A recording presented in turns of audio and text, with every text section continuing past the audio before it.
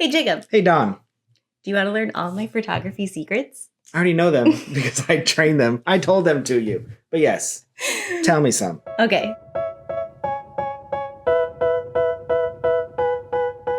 Let's jump in. All right. So I think, and I think you feel the same way, one of the most important parts about being a photographer is being able to read people, being able to communicate well with people. And I think we both have things that we did professionally before being a photographer that really lend us to handling that well. So why don't you talk a little bit about some of your experiences? Well, I, before being a photographer, have worked some wild jobs, including being a 911 operator and then a real cast member at one point, which I call, actually working in the parks, in the trenches, at rides, 60 hours a week. So I have a very good feel, and I think both of us do, which kind of sets us apart, is that we can literally go into a room and I can read exactly the vibe, the feeling. I can read people. I can see immediately who's mad, who's calm, who's excited. And I can then literally change my body, my way of thinking, my way of photographering to literally chameleon, myself into being successful in that day. If that makes any sense whatsoever. It does because, and I think there might be plenty of other people who can read the room like that. Yeah. But it's another step to, one, care about adjusting to that. True. And then also like being effective in that adjustment. Because I feel like a lot of photographers, though, and we've worked with them, they just do their thing every time. Whether that's what the bride and groom wants, whether that's what the situation needs. Mm-hmm. It is that. You hired me. This is what you get. That. And in a lot of instances, that is fine because the couple did hire you and they do know what they're getting out of it. However, we do a lot of freelance work. Correct. Where the couple is hiring a company and we just happen to be the ones that show up. So I feel like those are even tougher situations to walk into because then you really do need to be a chameleon. I was a high school teacher, a high school math teacher. And I had 10th graders who needed to pass their standardized testing. So I needed to convince 10th graders to probably not enjoy, but like be successful in math. And that like level of you have to meet them where they are. And then you have to give them what each individual person needs to get to where you want them to be, like to give that motivation. And so it's really the same thing when you walk into a wedding day, when you walk into any sort of event. It's kind of figuring out like where their comfort level is. And then, okay, how do we take the baby steps we need to get them to, being comfortable being photographed. And I kind of also, and this comes maybe from my old Disney days of like, it's all a show. Mm-hmm. And that's the minute I started weddings. That's what I always felt like was like, I'm an entertainer that's just happening to take photos. Yeah. And one of the things I've always said is I truly believe that like, if the couple likes you, they will like their photos. Mm-hmm. I have taken some mediocre photos that they are absolutely in love with. And I have seen some world-class photographers take some amazing photos and people hated them because they did not connect. They did not like their photographer. The photographer didn't listen to them. Mm-hmm. They didn't, understand the day. They yelled at them. They did all these things, so I came from that kind of that show model where like, I'm just here like, da-da-da-da-da-da. We're going to take some good photos, but I'm going to make you laugh. We're going to have such a good time together. Yeah. I'm not going to stress you out. Mm-hmm. That's one of my big things is there's going to be a lot of stress, but I promise you, I will not be the cause of one of those. Mm-hmm. And I mean, after 1,000+ weddings, I feel like it's worked. Yeah. Well, and so you've definitely photographed over 1,000. I stopped counting around like 700, and that was 4 years ago. So you're close. Probably not far behind. And I stopped counting at 1,000. So it's been a lot more since then. I always say like I'm afraid to tell people that nothing surprises me anymore because then that's always the day when something surprises me. But I'm going to pretend like it doesn't surprise me. So this episode is really for like photographers, videographers, other creatives who are kind of in the trenches working with clients in person where you need to make that connection. You need to build that trust really quickly. And so these are just some of the things that Jacob and I do. And he probably taught me most of them, but it's fine. And my biggest thing is humor. I grew up, I like to think I'm funny. Doesn't mean that I am, but I like to think that I'm funny. And I use that, and I understand completely that that is a given talent that you may not be able to do. But I also know when not to be funny. There are a lot of times when Jacob is not funny because there might be some serious stuff going down. So again, it's that whole like a chameleon where I can go, let's say your wedding, I can be in a bride's room and she's very like, kind of buttoned up and shy, and you're just being nice, Jacob. And then you go to the groom's room and it's inappropriate jokes and, nudity. And like, I can do both those things at the same time and not be uncomfortable in either situation. Right. And I know that sucks, but that's just kind of the job, especially in weddings. Or you go into the first room, getting ready room, and it's all like chaos and happy and exciting. And then you get to the guys and like the groom is just grinning and bearing it. He is hating every single moment of this. And then that's when I'm like, you know what? I'm just going to do this as fast as I possibly can. Like, dude, I'm here for you. I want you and your spouse to have these great memories, but I am not here to torture you. Nope. So we're going to just do this real quick. Just cooperate with me for 5 minutes. I'll get everything done. Get out of your hair. And, you have to figure out like what's most important to the person you're in front of, right? I am not particularly funny. You're unintentionally funny, or you don't realize you're being funny, and that makes me laugh so much. But so I can't use any sort of purposeful humor when I'm talking to people. You're like Trip on a Curb funny. But well, I'm just saying, like. So there's another story we can get into, but we got stuff to talk about. But I can make fun of myself, and that's normally what I use to kind of like break the ice with people. Is if I have like a family grouping that's like really given a tough time, no one wants to smile, and I'm like, okay, everyone look at me, smile, and then I'll be like, oh my gosh, can you guys see me? I'm like a lunatic over here smiling behind the camera, like I need to be smiling just because I told you to smile. And normally that like starts to break the ice because I'm not putting on this show of like being this great photographer. I'm just like doop. Self-deprecating humor works. Anyone can do it. Yeah, because you don't have to be funny. I do it too.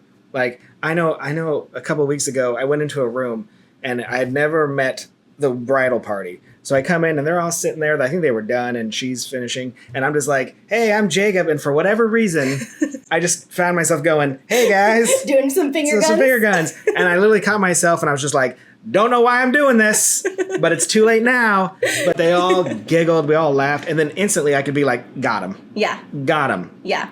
It went from this guy's weird to, oh, no, he's hilarious. And he's going to make fun of himself and he's not going to take himself seriously. Already won the bridesmaids, So one of the other things that I think is really, really important finger guns, to finger guns, not finger guns, to like jump in and get people on your side quickly is pointing out those details. Yep. So this can be like, oh, mom, your hair's a little out of place. Can I fix it for you? Or, okay, bridesmaids, everyone take off those hair ties and scrunchies. And just the fact that you're calling out those small details, which you should be doing anyway, right? Yeah, you should always be watching. Always be looking for them. This is the clasp in the wrong spot on your necklace. But if you jump in on those first set of photos, for me, it's the first time I'm usually photographing a person on a wedding day is the bride and bridesmaids in their PJs or matching robes or whatever. And if I could jump in and call out, oh, you fix your necklace here. And oh, is that how you wanted your bangs to be? Do you have a gap in your bangs? Calling out all that stuff right at the beginning, they're like, oh, wow, she knows what she's doing. And maybe you've been guilty of this too, and I'll tell this right now. I will purposely, when everything is perfect, still go up and be like, and I always ask for permission, but I'm like, can I fix the hair just one little, and again, they love it. It's basically what you're doing is you're just reinforcing the idea that you're already looking for details, because you are. Right. But sometimes when they see it, they're like, oh, he's in control. She's in control. We're good. Yes. Yeah. Doing something like that is also a great way to like stall for time when you're freaking out on the inside, but you don't want anyone to know that you're freaking out on the inside. I don't know what I'm doing. I'm going to fix this. Yeah. So you kind of have to like keep calm no matter what's happening. This is true. And so we don't let see a sweat at all, ever. Yeah. I will say, I'll be totally honest. Except when we're in the heat. Then we're sweating like crazy. But I will be totally honest. This is probably one of the things that I've had to grow in the most as a photographer is like, especially when the stressor is being short on time.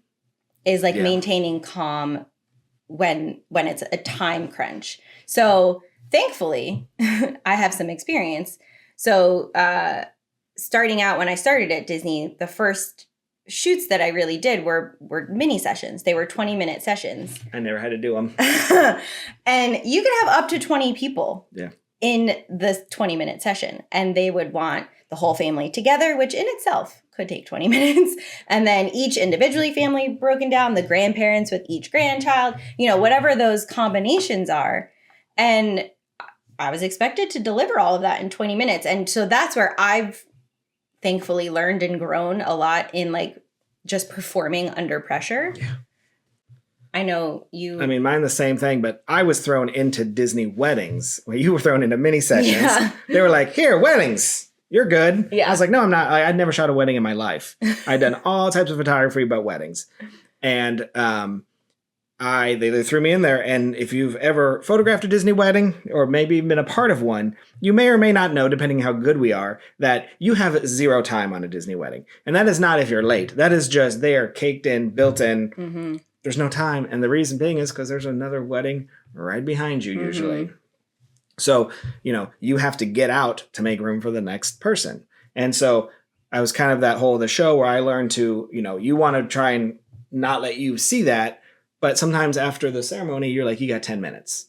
And I have family photos and newlyweds. Mm-hmm. Yeah. Well, and in like non-Disney weddings, that scenario happens so often because of other vendors. Yeah. So a lot of times it'll be, let's say hair and makeup runs late, which eats up your photography time beforehand or even pushes back the ceremony. Yeah. Jacob, I had one wedding. The ceremony started at 4:30. The bridesmaids were done with hair and makeup at 4:35. We did not start on time. But guess what? Dinner had to be served at a specific time because that was what catering could do. And then if not, they risked all of the meal either not tasting the way it should have or being cold or whatever the case may be. So it didn't matter that I lost all of my time. I still had to achieve everything in just a few minutes. Just a few minutes. So I think both those situations show that like we've learned to be able, one of the big things too in that time is one, we don't freak out. At least I don't. I'm like, we got plenty of time. Inside, I'm dying inside like a Horcrux. It's just slowly, each one I lose a little bit of my essence. But to the bride, I'm being funny, I'm fine. Or the groom, whatever the case may be that is backing us up. And then in the end, I have never, not after 1,000 weddings, not gotten the photos. Right. It may have been hard. It may have been, we did some photos here. And then after the first dance, we did some family photos here. But we've always got them. Yeah. And my thing, one of the things that I like to do when we are short on time is get through as much as I can. But there's going to be a point where I know physically how fast we can go. Yeah. I know how much we can accomplish. And a lot of that can have to do with like, we've been around these people for 4 hours already. And I know, okay, like these guys have been drinking all day. They are not going to be able to move quickly through this photo session. Let's push that chunk back.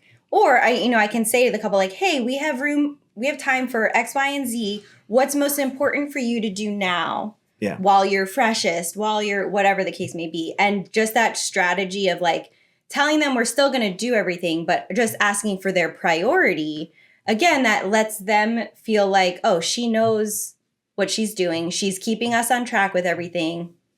She's giving us the option, but then, don't give too many options because they've been trying to make decisions all day. Correct. So I normally say like, I think this is what we should do. Do you have a different priority? I'm always I will give you decisions, but I'm actually in charge. My whole thing is I feel like you don't know that I'm in charge, but I'm fully in charge and controlling everything while you think you have a choice. Like when it's a toddler and you're trying to get them to eat cheese or yogurt. You give them the choice. I give you these 3 options, but either option leads back to exactly what I need, so it doesn't matter. Yeah. Going through a temple, all 3 options lead to the same pathway, but I'm giving you some. And some people are just like, no, you tell me what to do. Great. And I will do that. And sometimes I said, I will just kind of like, here's what we can do, but I am still fully in control. You just don't even know. Yeah. Weddings specifically, and any large events, it's so much about thinking on your feet. Oh, yeah. And Jacob, I want you to tell us My favorite story of all time of you thinking on your feet. So I assume you're talking about Magic Kingdom, right? Yes. So I had, to get into these Magic Kingdom sessions are an hour-long session. Mm-hmm. They are incredibly expensive. Mm-hmm. And there is a hard out because they're done pre-park.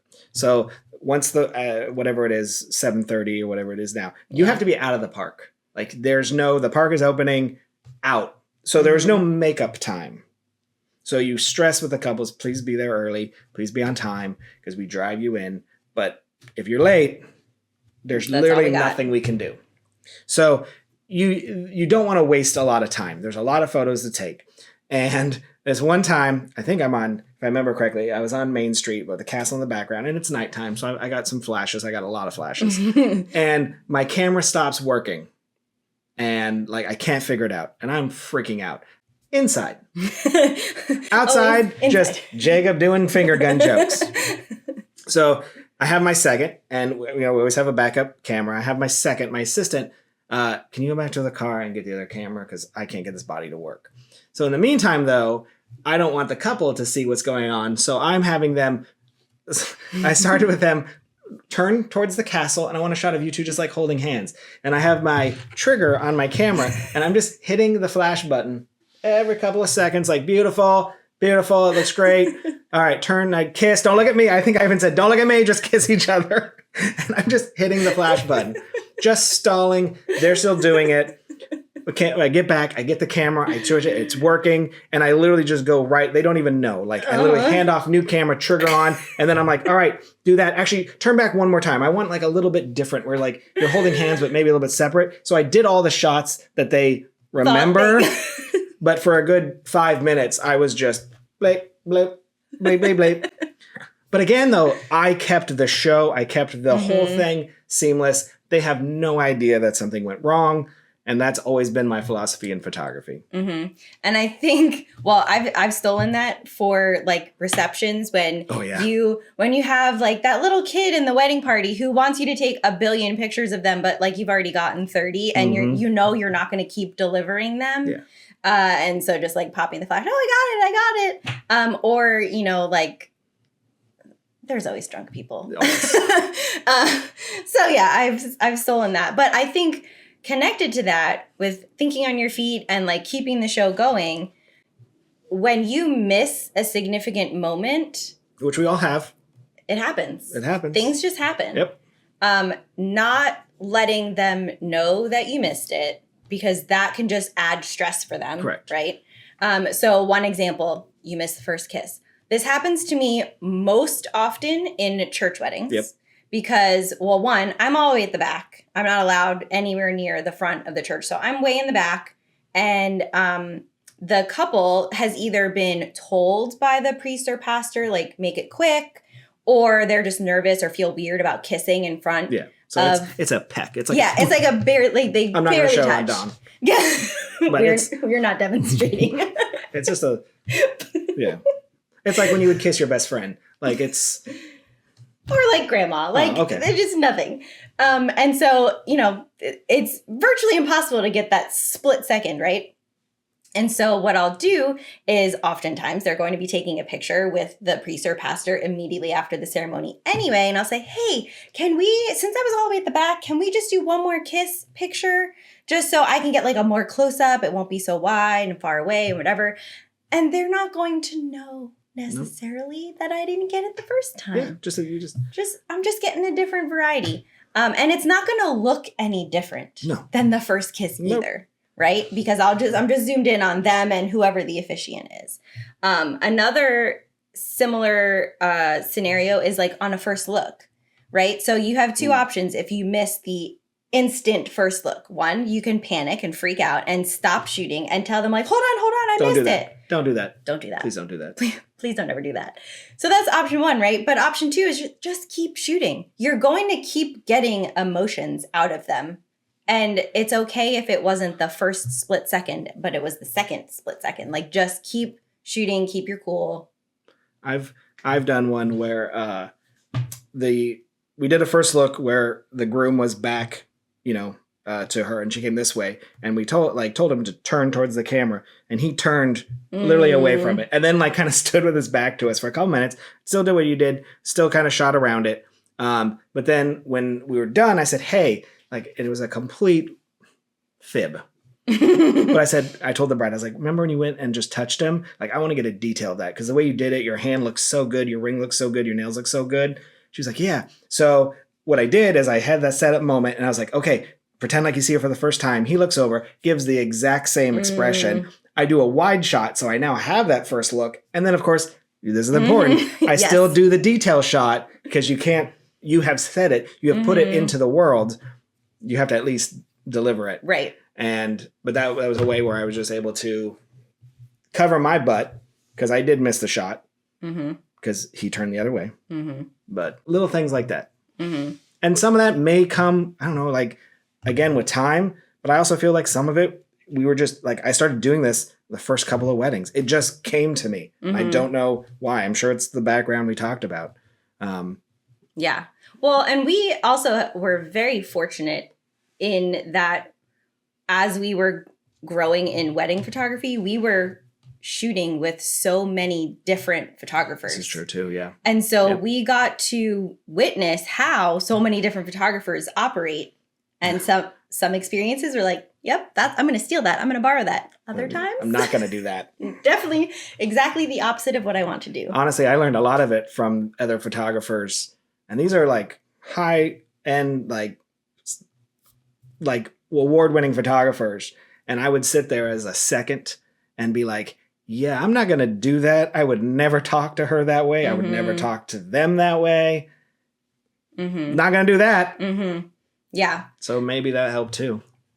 And another thing I noticed in the fact that I started as a second photographer was being able to like scan around and figure out who's really in charge. Yeah. So that's another important thing is figure out like who's in charge, who's like you say, like whispering in the bride's ear. It's a game of Game of Thrones sometimes, especially on a wedding. You're trying to figure out who has the bride's ear. And I have a saying where I say, I win the bridesmaids, I win the bride. So I am very big on, I will go in and find out which bridesmaid, it's not always a maid of honor, which one is in her ear the most. Which one is like, I just got married 2 months ago and this is how we did it. And the bride has already told me she doesn't want to do that. So how do I isolate, and this is going to sound bad, isolate her, but not isolate her as she's still part of the group. I just need to disarm her. And that comes with time, but a lot of this stuff is what we talked about. I know it sounds dumb, but some of those detail things where you show your dominance, where you say like, oh, let me fix this. And then all of a sudden like, oh, he's got it. My photographer never did stuff like that. Sometimes it's removing them from the room, which could be like, hey, I just need a photo with her. Or if you have a second, you take them, hey, go take the bridesmaids out for a couple photos. We may never use them. The bride won't care, but it gets them out of her ear. And then the bridesmaids get to do fun things. And yeah. Yeah. I will do that too when I feel like tension building. Yeah. I'll say like, okay, I need just so-and-so and so-and-so in this picture. And I will walk up, keeping my back to everybody else and say, hey, what's going on? How do you want me to handle this? What do you need? Yeah. Like, do you need a break? Do you want me to send everyone away? Are they making you uncomfortable? Like just me and the bride or the groom or the couple, whoever. That's a good point. And they don't know that, everyone else doesn't know that that's what we're talking about. I'm blocking like the couple's face from anyone else. So no one can even like read their lips of what they're saying or see who they're looking at. Like just making us a little bubble to like show things. You've seen me as a second, like if you're shooting like say a family portrait, I will literally like turn my back to the people you're shooting and I'll be like, do you see that thing? Or is that a problem? Yes. But like, that's the thing is like, I'm not showing any kind of like issue or like, the planner just gave us 4 minutes, but it's not like, hey, Dawn, the planner just gave us 4 minutes. Oh my gosh. It's about being cool, collective. They don't know. I like that too. I go up to the bride all the time, usually like with family drama, be like, I know we talked about dad can't be with mom, but we're here right now. It's just you and me talking. I'll do whatever you want. Do you want mom and dad together? Whatever it is. And like I said, it's like, I'll be the bad guy. Like if you need me to say no, I'll be the bad guy for you. Just tell me in this moment, you and me, Yeah, I always tell people I'll use my teacher voice if you want me to. Like, if you want me to raise my voice and be very direct, I will. I want to hear your teacher voice. You've heard my teacher voice. Have I? Oh, that's right. I'm always naughty. And I'm not good at math, so either way.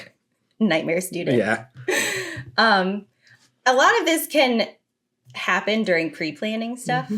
You know, if you're having those conversations of like, what difficult family things or sensitive family situations should I be aware of, that kind of thing. But sometimes you get to the event and you realize like, it's going to be better for everyone. Let's say there's like a tough relationship with the mother-in-law and the bride is worried like, oh, my mother-in-law is going to take over everything. Well, that's when it's great to have a second. I stay with the client and say, hey, Jacob, can you take so-and-so and walk around and get pictures of her with all of her friends who are here? Do you and your husband want a photo together? Mm-hmm. Oh, we haven't had one in years. Let's go outside and do it. Come with me. Yes. And so that person feels taken care of, but the couple knows that you're still, your main focus is still with them and what they asked for, but it's just dissipating that tension. It's being in control without dominating and looking like you're some sort of iron fist. It's just you have complete control, but yet you're still just like, we're doing photos. Everything is light and fun. And that's true for things other than weddings too. Like even I'll have some like nonprofit fundraisers or corporate events where the person who hired me is very low in the org chart. And so what they want isn't necessarily what's important. Mm-hmm. So I kind of have to figure out like, okay, who do I need to check in with? And it could be just as simple as like, after each kind of segment of the day, checking in like, oh, hey, did you need anything else? Like just that one-on-one time with that person makes them feel respected and like they're included and that you understand that, you know, they're important in this day. I agree. And then I think I wanted to say, because it just came back up to me, but about being in charge and in control of time, I think one of the things that's always done with me is that I know you can too, is that and this is not a brag, but I can shoot anywhere, any place at any time. Mm-hmm. And again, that comes from having to shoot at certain locations, which we've already mentioned, where the light, it doesn't matter what the light is. The background is the background and you have to shoot it. Mm-hmm. So it doesn't matter if it's perfectly cloudy and perfectly light and airy, or if it's 3:00 sun with the harshest shadow in the world. Right. At f/15, you have to be able to shoot anything. So a lot of times when we're at a hotel, maybe we've never been before, we are going out and be like, we wanted to shoot the bride in the courtyard with her bridesmaids. Well, the makeup went late. It is literally 10 minutes before the ceremony. We can't take her out to the courtyard, but she really wants those photos now. So we're going to have to do them inside in a hallway. I feel like a lot of photographers, they'll freak out because they can't shoot it in the hallway. Mm-hmm. It doesn't matter. I can shoot in any light, anywhere, anytime. I can shoot with flash. I can shoot without flash. Mm-hmm. So again, preparing yourself where you have the skills also then takes up on that, like, I'm not going to stress out about it. Mm-hmm.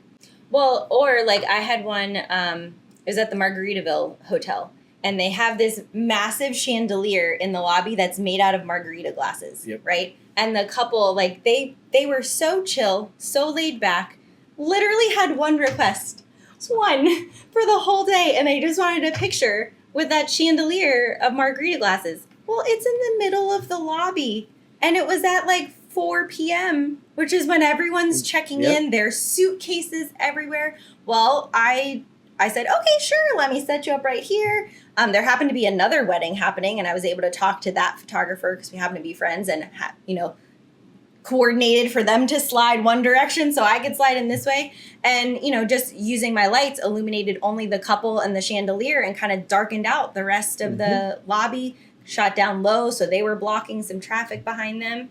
And, they thought it was great. They thought it was wonderful. It might not have been what they were going for, but I eliminated all of the chaos around them because I was comfortable using flash and I wasn't dependent on sunlight or good lighting in the space. And that's just, again, that's the skill that you can teach yourself now that you don't need time. Like I said, some of these things do come with time and experience, but learning how to be able to shoot with flash, no flash, wherever you want. Mm-hmm. It goes a long way because then your options went from I can shoot in this courtyard to I can shoot anywhere in the hotel. Yeah. Yeah. Because what if it starts raining? Doesn't matter. I can shoot anywhere. What if there's a tropical storm approaching? Doesn't matter. Can shoot anywhere in the hotel room. Yeah. Because that's where we're going to be. Mm-hmm. Oh, gosh. Messy hotel rooms. Yep. We photograph in a lot of very messy That'll be for hotel the rooms. next tip. That'll be for your bride's tips. Coming soon, episode 58. Just around the corner. Yeah. Bernadette, do you have anything else? No, I think those were, well, I feel like gonna, this could be a multiple, Yeah. we could do multiple tips. I think we keep thinking of more, Yeah. but I think we'll hold off for now and we'll have them in another episode. But So more importantly, though, what did you shoot this week? so this week we together. We did. This is fun. This is a fun time. Not really a shoot, but we'll allow it. We photographed a vow renewal. So this is a family that Already forgot. is very important Yeah. to Jacob. It's a family that I have worked with for many years, many family events. Yeah. And you've been with me for most of them, I think. Most of them, yeah. I think maybe except for the very first one. So yeah, just got to see all the family again. And this is a situation where, vow renewals, you're getting in all the extended family. So chaos. I tend to prefer vow renewals, though, because vow renewals are second marriages. Obviously, they're usually older. Mhm. They've already done the show before. Mhm. They want to get some family photos Mhm. and have dinner. Yes. That is it. Yes. So, I find, if I could be a professional vow renewal photo, Right. I would do that every time. Because Yeah. there is stress, it's family, but it's no different than a wedding. But there's so much less pressure and, they literally want family photos. A couple of them, too. Mm-hmm. Just a few. Just a few. Just a few. There's rarely are there bridesmaids. And if there are, it's best friend. Mm-hmm. Or they have really fun pictures they want to recreate. That's true. I do like that. From their The 80s. first wedding, which, that was awesome. Uh-huh. I did want to, you did this picture, the flower girl from their first wedding. So the flower girl stuck her finger in their cake. So the flower girl is now, what was she, 20-something? And very pregnant. Yes. So she wanted to recreate the photo of her putting her finger in their cake. Yeah, it was amazing. So that's what I say. That's why vow renewals tend to, you get more fun because, again, they've done it. Mm-hmm. There's just no, I don't know. And I think expectations are realistic. Normal. Yeah. What's the word I want to use? Yeah, they're just, it's not even just more laid back. They just have realistic expectations. And I've heard them before. They're like, yeah, last time we got 1,500 photos and we didn't do anything with them. I don't need that. Right. So. Yeah, they just want a nice album where all the family is included.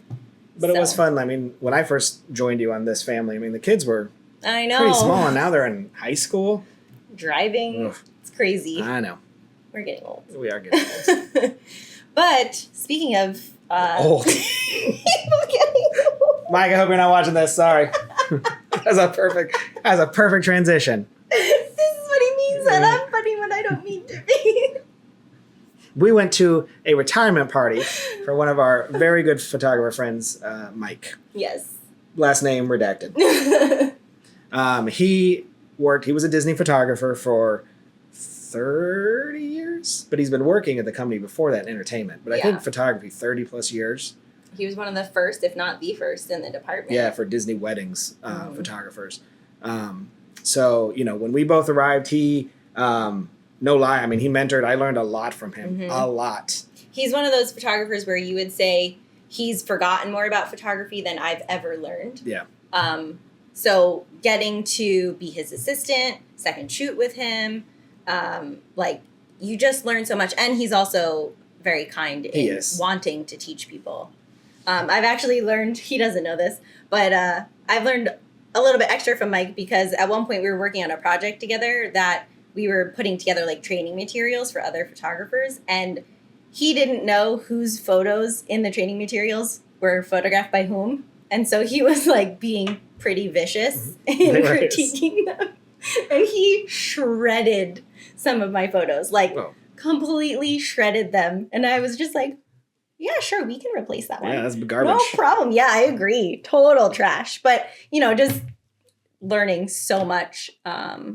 So I actually you weren't available, so I hired him to come with me for a job. Oh, that's right. And I'm super excited in his first job back in retirement. See, I thought he got out of the game. See, that's the problem too, is we'll never get to retire. No. I was like, please, Mike. It's just headshots. I really wish there had been a way for Mike to have been like in his last few years to train, because he is such a good teacher. So much knowledge that I can't even think of it. But he, his on-the-job training is just as good, because I learned more from him being on there than I did in photography school. But sometimes you have people come in that don't even have that base. So at least I had the base to go, yeah, I'm one of the ones that I get it.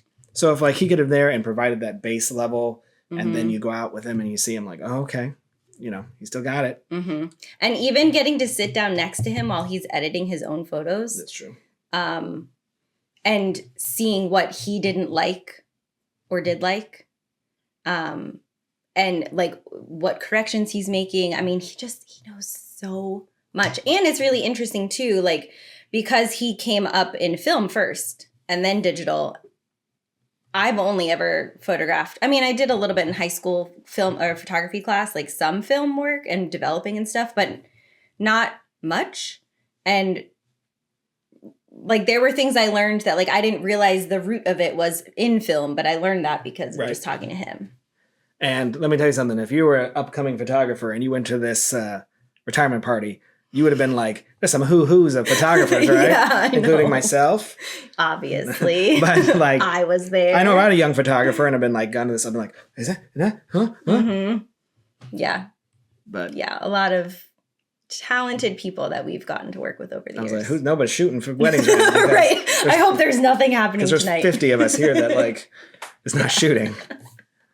Yeah. So, Jacob. Yo. We live in Orlando. Pop culture break. And it's spooky season. About to be spooky season. It is spooky season. It's still 100 degrees outside. Spooky season started last week at Disney, so it's official. So one of the major things in Orlando for Halloween is Halloween Horror Nights. And I thought we could share about this because you have one set of memories and feelings about it. I hate it. Why do you hate it? Why do you hate it so much? Okay, so one, I don't like getting scared. And I am like the quintessential person that a scare actor wants to be around, right? Because I scream at everything. Oh, we see you coming. Like I jump scare every single time. We have to make a break here for a second, though, and put this spoiler in. For 2 years in the early 2000s, I was a scare actor at Halloween Horror Nights. So not only do I love it, I have a little bit of inside knowledge as well. And I've only been once, and it was also in the early 2000s, but I don't think you were working then. 2004, 2005. Yeah, I went in 2002. Yeah, so. Yeah, I went fall of 2002. Yeah, so I'm like the quintessential, I'm going to scream every single time, right? So I was a freshman in college. Our whole building all got tickets to go together, right? Big group of us. And I'm petrified.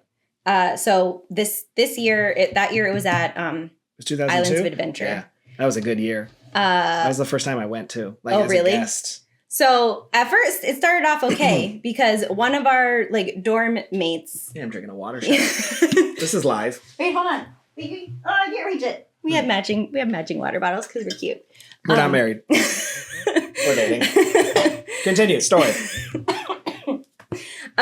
So one of the guys that lived in our building, we knew he was working at Halloween Horror Nights, right? And he was like 4'10". So even though he was all done up in makeup and everything, when we walked in, he was at the front gates. We're all like, Joe! Because it was pretty obvious it was him, right? Yeah. So then we're like walking around, linked arm in arm. And I see a chainsaw guy coming at me. And I was not happy. And everyone that I was with was like, chill out, Dawn. Just be cool. Just be calm. If you freak out, it just makes them... Exactly. And I was like, I can't. So anyways, a few minutes later, chainsaw guy had come up behind us, pulled the chainsaw and said, run, Dawn, run. I thought I was going to die. I thought I was going to poop my pants. I thought, Did you poop I thought your the pants? world was ending. I didn't. Okay. However, at this time, I also did not ride roller coasters. I proceeded then to get in line for the Hulk because the scare actors did not get in line. That's more scary. Yeah, so now I like roller coasters. Something good came out of it. But it turns out the guy in the Jason mask was one of our other not roommates. He lived in our building too, but he had a mask on, so I couldn't tell it was him. So that's how he knew my name. Mm. Yeah. I have been. And I'm traumatized. Many times, obviously. And I worked it for 2 years, which was fun. And I have photos, so be on the lookout for that. I love this story because in 2004 I went to the auditions to do it, and I was still working full time at Rock and Roller Coaster. So my plan was, and this is what eventually happened, was I'd work 40 hours at Rock and Roller Coaster, usually around 7 to 3, and then I would drive to Universal, get there around 3:30 or 4, get in hair and makeup, and then work until about midnight or 1 a.m. depending on how late. Wake up at 6, and did that for about a month and a half. And by the end of October, I was just a shell of a human being. Oh, to be young. Yeah, exactly. So in my audition, I remember specifically they had a head table, about 4 people, and then there was hundreds of us, and they were bringing us in 10 at a time, and they set us in this U-shaped just chairs. So we were just kind of a U-shaped facing the table, and they went alphabetical order, and they were like, just come up to us and be scary, make a scary noise or something, right? So, A's, and my last name's Robertson, so I'm an R. So I was, about 3/4 of the way through, and everyone had done kind of the same thing. And it was just kind of like, what am I going to do? So when it came to my turn, and I was over here, I went behind the chairs, like the long way to walk to them. And as I was walking up, there was a little, she was blonde, 18 years old. And as I was walking up, I just went, like that to her. And she screamed. Like one of the other people auditioning? Mm-hmm. Oh my God. And they were like literally, I saw in their eyes, they were like, gotcha. Oh my God. They loved it because, again, it was something different. Yeah. And so I obviously got hired. They literally hired me on the spot. And I got put in the 2004, remember, the House of Wax. Not the Paris Hilton movie. Yeah, I don't remember because I didn't go. I've never been again. So the whole premise of the house was there was this evil German physicist. I don't know. He was a doctor, and he was taking homeless people and dipping them in wax to make his wax statues. Mm-hmm. So but we had there was a hall of perfected ones like Frankenstein and Dracula, and some were wax, and Frankenstein was a real, and he would stand there and then pop out. Mm-hmm. But then everyone else was just kind of like a mutated, skin melting off because you've been dipped in boiling wax. And I was put in the room of the room where we had a giant tub, and water would pour down and smoke would come out it, and a dude in a wetsuit would be in chains, and he would be dipped in there, and the German doctor would be like, ha, ha, ha, ha. And then there were 2 other characters in the room, and I was the German doctor. You'll see the makeup, and I would just be like, ha, ha, ha, ha. And then people were like, I see you. And then I always felt like I was in Jurassic Park because I was the mama velociraptor. When then the 2 other velociraptors, you didn't see, would be like, bam. And they would get them every time because they were hiding in the corners. And I would pull my little chain and make the guy dip in water. And, but yeah, so that's what I did in 2004 for 40, 50 hours a night. And it was a lot of fun. I could do it now if I didn't have any other job. Right. Yeah. One of our friends that we work with a lot does portrait sessions at Universal. So we all have passes so that we can be her assistant or help out or do sessions for her if she's double booked or something. And a Halloween Horror Nights ticket is included in the pass that we have. You get one. I still refuse to go. I almost went. I almost caved last year. I should come this year. Because I started taking my son, and now he's into it. Come on. I'm such a baby. I know. And in 2005, they literally just sent me an email saying, you want to do it again? That was it. You didn't. You coming back? Yeah. They're like, hey, you want to do it? Because you became a seasonal entertainment. Mm-hmm. And I didn't have to work for the entire year. So I got the free ID, free admission, everything that comes with a Universal being a cast member or team member. Mm-hmm. And then when it came around there again, they're like, you want to do it again? I was like, yep. They're like, okay, you're hired. Here's your start date. What did you do the second year? I was in the, we call it the Icon House because every year, they always, maybe not now, they had a house that was it was the star of not the star of the show. It was just the... the headliner? Yeah. And that year it was the old lady. It was the storyteller. And her thing was she was in her house and she had the scissors over a piece of rope that had an anvil over a guy had bed and nails. And she'd read him stories. So I don't even remember the name of our house. It might have been Storyteller House, but internally it was listed as the Icon House because we were the main... Mm-hmm. We were the story. They don't really do stories anymore. No, it's more just it's IP. Houses. Yeah. But in those days, there was always an overarching story. Mm-hmm. So we were in the storyteller's house. And they literally hired a 70-year-old woman. She was great. She was everyone's grandmother. She was in there and she'd sit there. So I was in So we went through a giant house, and I was in the little girl's room, and I know, and it was weird though that year. Like I didn't have any hair and makeup. They just put a Jason mask on me, not a Jason, a Michael Myers mask that had like a tuft of hair and a black trench coat. Nice. That was it. So in this room though, it was phenomenal because we had this like 4-poster girl's bed, right? Doll music playing, a big section of stuffed animals, and we had a wolf man who I became friends with, who would be able to sit in the stuffed animals and like they kind of fall over him, and then he could just blah. And then there was a girl with us who would be in like one of those onesie pajamas and like really gross makeup. And originally they had built this like under the bed, this kind of like what you would go under to change your oil, where they like a little table, like and she would sit under there, and they had scratch marks in there. And so they would pull her from the other side, and she would go, help me, help, and then go like this and get pulled under the bed. And then I could roam the room. There was a window in the corner that had water, so sometimes I just stand there and look. I had a switch on this side that I could run in and make a big scary sound. And then I also had access to this other hallway, which had a hallway of doors. And the way they built the doors where they were on springs, so they would come out and you could push them. Like you literally had to push them to get them out of your way. But we could come in from behind and either close them or even reach out. And since they had a door stopper, they couldn't slam on you. So what would happen though is I would go in those rooms, or the door rooms, and there was always these little holes. They were basically boo holes, so we could see like you coming, and then I would run ahead and be like, "We got one." I just give a signal. I'd be like, and then we'd all just like blah blah blah blah blah blah, scare you, and then my screaming would have just scared everybody else. Yeah. Yeah. And then eventually the little girl too many people kept like trying to grab her or go under the bed. So they cut it a few days in and they put a toy box on there and right where her door. So you couldn't get under the bed at all. And then she just kind of roamed and would sit in corners and be creepy and maybe suck on her thumb, like, gross, but scary, or sit on the bed and rock. Like just creepy. But I found that my trigger in the back, so I had a door, is like I'd hit the trigger and had a little bit of delay and I could run in. I'd swing the door open, run in, grab the top of the 4-poster bed, swing on it with all my might, and then slam my foot on the toy box.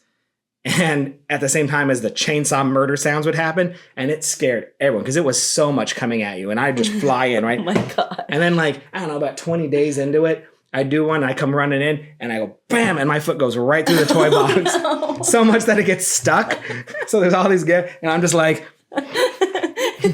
and I'm like, finally pull my foot out, and wood's like, and then we get our bump, and I go backstage, and I find a tech, and I'm like, some asshole guest broke the toy box, and they're like, oh, and they go, and when I get back on my set, they had gone in and put a new box there, and I was like, yeah, so I kept doing it. Another 20 days worth of you smashing. Yeah, and by that time it was the end of the thing, so we were good. Just clean, went right through it. Was never meant to be stepped on, but I did it. Like, how many people saw you and just laughed at you? Like, probably not. It was so dark, so too. Scared and... Yeah. I was still like, boo! Boo! And then my favorite, though, is the end of the night, like the 1 a.m.s, where they're drunk. And, like, there's no reaction time with drunk people. You scare them, and then 20 minutes later, they're like, oh. So, like, we would stand in the room. We would stand in the room, like, fully just standing there at the very end and be like, yeah, we're very scary, boo. Keep going. Yes, boo, very scary. And people would still be like, oh my God. Because they were so drunk. Like, it was... Like, they were just in there to be scared. Yeah, they didn't even know where they were. So we were just like, yes, very scary.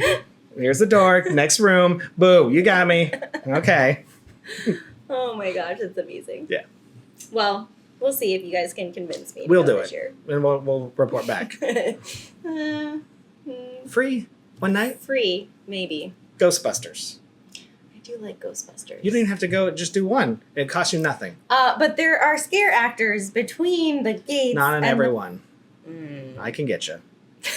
I'll protect you. Well, like Mission Impossible. Yeah. It like I'll protect you. Sneak me through the whole park. All right. All right. Another one done. We end these awkwardly. Yeah, we don't know what to do yet. Bye. Okay, bye.